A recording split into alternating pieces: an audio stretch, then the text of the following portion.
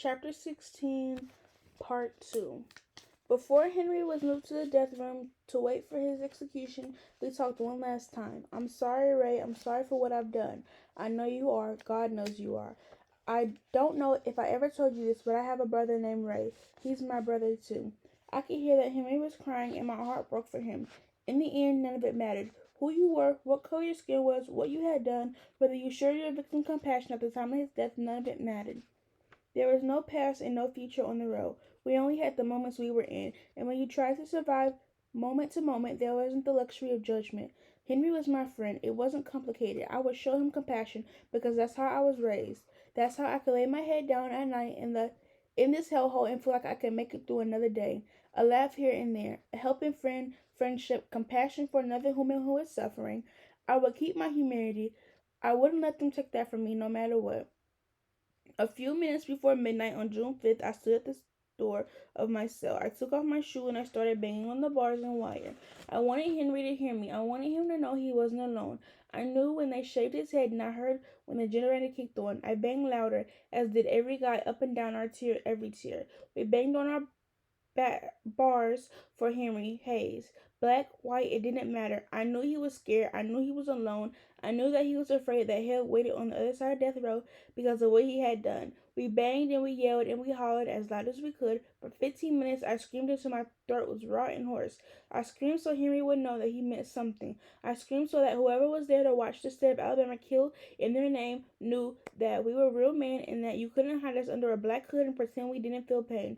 I screamed because I knew that innocent men had been strapped into that horrid yellow chair, the head shaved like a bad dog, the dignity stripped away little by little,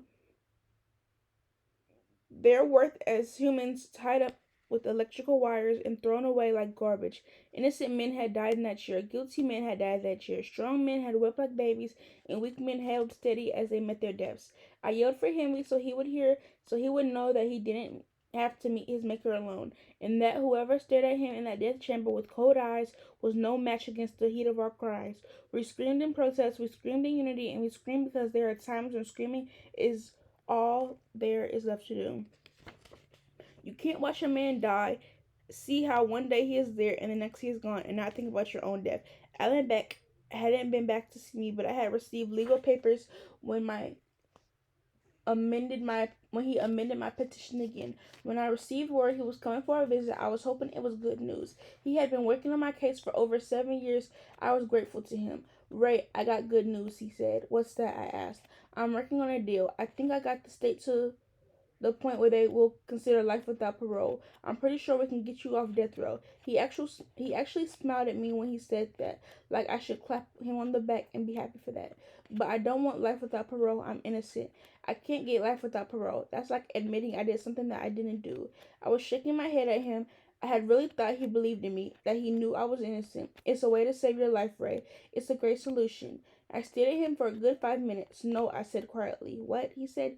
No, what? I'm not going to agree to that. If I get life without parole, I have no way of walking free. I can't prove my innocence if I agree to life without parole. I'm not going to spend my life in prison. Ray, they're going to kill you. They're not going to let you go free. They don't care if you're innocent. They don't have any reason to rule in your favor. The judge has given money for experts now because they don't allow you to appeal for anything you could have appealed on before. They are denying everything we're claiming. Life without parole is a good option. What about them experts? What about the bullets? Alan Black just stared at me like I was an idiot. I need money, he said. I need 10,000. I don't have any money. I couldn't believe we were back to this again. You do know that I'm here for robbing people. Why do lawyers seem to think I have money? Ask Brian Stevenson if you need money. He's the one who sent you. I don't have any money, and neither does my mama. She's been sick.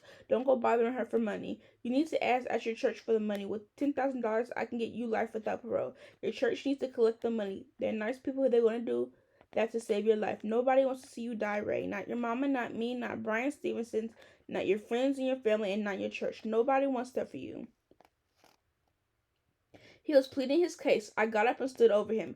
It wasn't just about the money, it was about my innocence. I want to thank you for your time and for your help, but I won't be needing your services anymore. His mouth fell open and he laughed a little bit. What are you talking about, Ray? I won't be needing your services any longer. You're not my attorney. I'm firing you. You're firing me? Yes, I'm firing you. Thank you for everything until now. But I'd rather die for the truth than live for a lie. I'm not going I'm not agreeing to live without parole. I'll rot and die in here before I agree to that. But thank you for working so hard. I waved to the guard and walked out of the visiting area. I didn't look back at Alan Black, so I didn't know if he was still sit there with his mouth hanging open or if he had gotten up to try to follow me. I didn't care. He didn't believe in me, and I didn't believe in him. I would bend over when the guards made me do it. I had no choice, but I wasn't going to let anybody else shake me down. I wasn't ready to give up on life. I was going to walk out of this place an innocent man, or I was going to die trying nothing more and nothing less.